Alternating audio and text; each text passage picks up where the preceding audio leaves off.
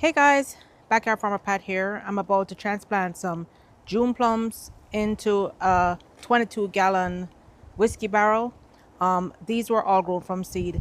I'm just doing a mix of garden soil, vermiculite, mushroom compost, and I added some earthworm castings and a handful of granular fertilizer.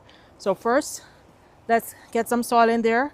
This was the pot that I had my rosemary in. My rosemary died. I think it was like too much water from all the rain that was coming. So I'm just gonna fill this pot up. And I put those pots in upside down so it'll be easy for me to transplant the seedlings. I can just remove those pots and transplant the seedlings. I'll show you in a minute. This may not be the permanent home, but the seedlings are kind of outgrowing the pots that I have them in. These are all dwarf June plums, so they can stay in the pot. Ideally, it should be one per pot, but for now, in the spring, right now we're in the fall, when it's the spring, I'll go ahead and transplant them out. So to transplant it, I'm just going to take this up, turn it upside down, and loosen it up, and put the first one here.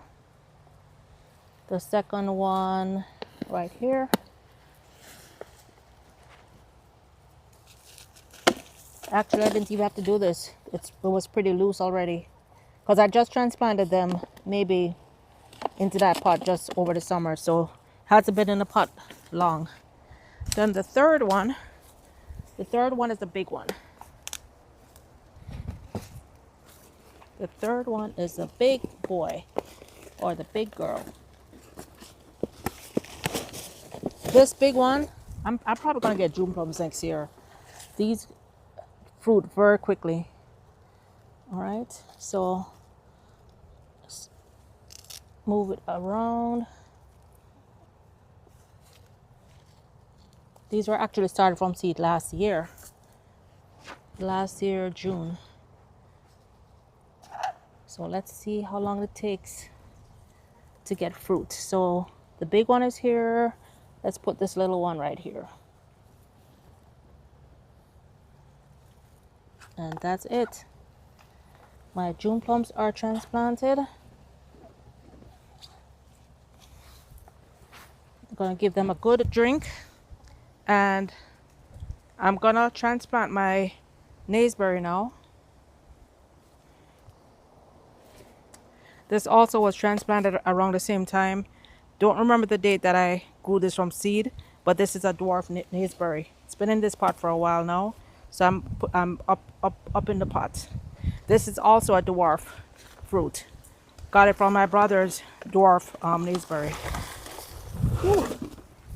This one was also planted last year from seed.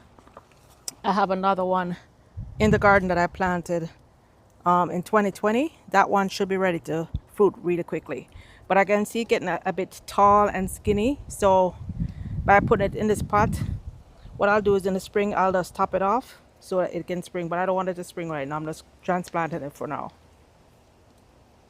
So I'm doing the same thing. I'm gonna go ahead and fill this up with soil. There you have it, guys.